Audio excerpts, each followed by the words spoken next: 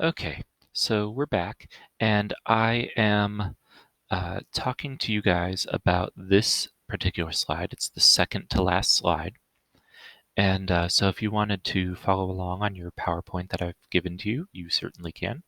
But I wanted to talk to you about how this visual argumentation looks. What does it look like to put all four of those criteria together to evaluate a visual argument? And so we are moving on from evaluating an advertisement or a movie, if you will, to a visual argument. Okay, so we have our four criteria: type, space, color, and images. And I want to briefly go through each one of those with this particular image to show you what it looks like. So the first thing we want to do is we just kind of want to take in the visual. What are we seeing? And so we see this woman who is administering care to a baby. And we see some text on the screen, and the text says, "To show you all of the seriously ill children that local health worker Kalada Yasmin, I hope I said that name right, helped save this year, we'd need 122 more pages." And then if we scroll down, or if we look down, we'll see help one, save many. See where the good goes at goodgoes.org. We see that's from the Ad Council, and we see Save the Children. Okay, so there are several things to immediately catch our attention in this particular image, this particular ad. And so let's break it down. So first I want to talk to you about the use of type. Now you can agree with me, you can disagree with me, these are just my own thoughts. So first, there's quite a bit of text on this page, especially for an advertisement. The first thing that my mind immediately goes to, and most of our minds probably, is the text right here. And the reason for that is because we read top to bottom, left to right, at least here in the United States. And so moving from top to bottom, here's our first bit of text. To show you all of the seriously ill children that local health worker Kalada Yasmin helped save this year, we'd need 122 more pages.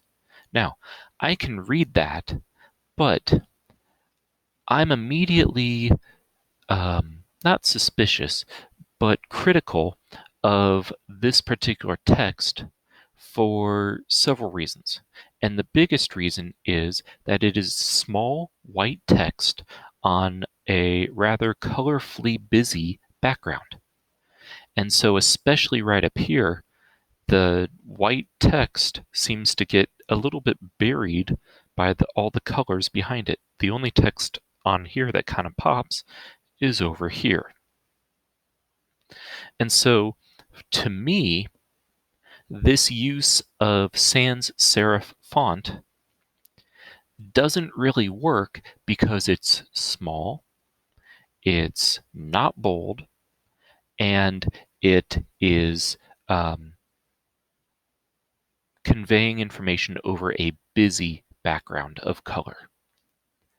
Now, if I look down here, I see help one, save many, see where the good goes at goodgoes.org.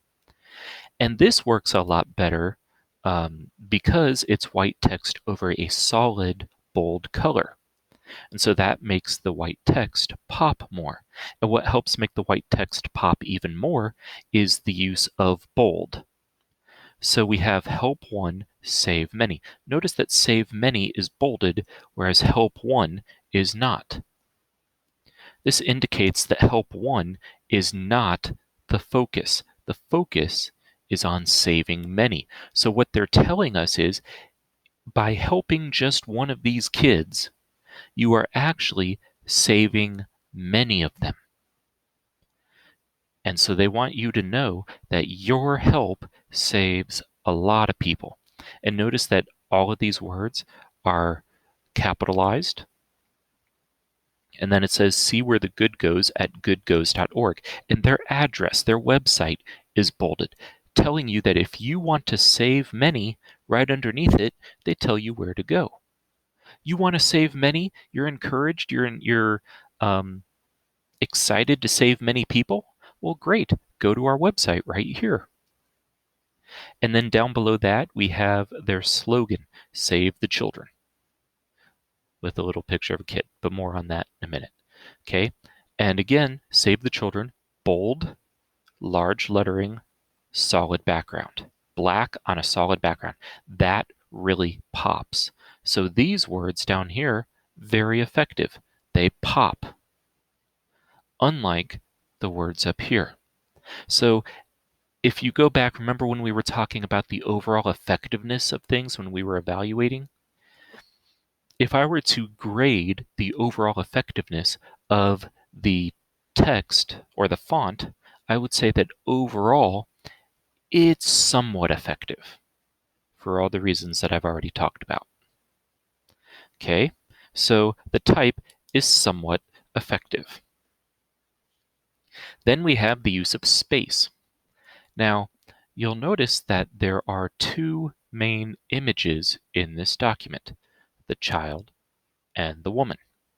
Okay, there's some spacing up here that if it were just left as a green screen or a white background or something, would seem kind of empty. And you would ask, well, why didn't you move this up here?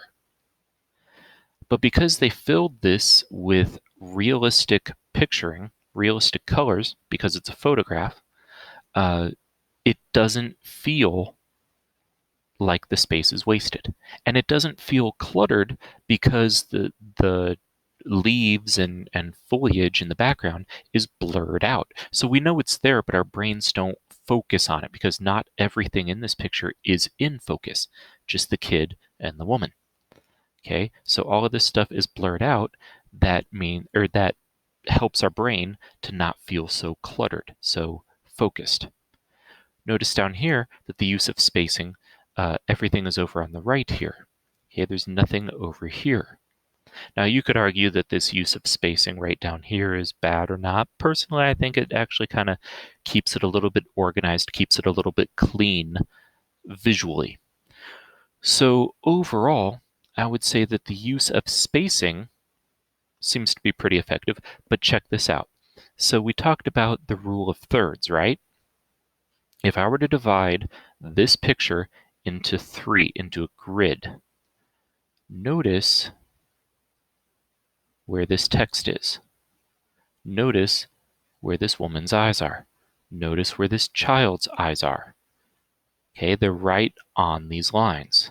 In fact, the child's eyes are right on that intersection because the child is the main focus. And notice where the child is looking, this way. Notice where the woman is looking, this way. Notice that this text that we originally said was not placed very well is placed exactly at the eye line of both people in the photograph. So really, the text is placed in the best possible place for it. Now, I still maintain that the text should have had some sort of boldness to it or something to make it pop from the background, but the placement of the location of it is great. Okay? Next, we look at the use of color. Notice that this woman is in dark colors.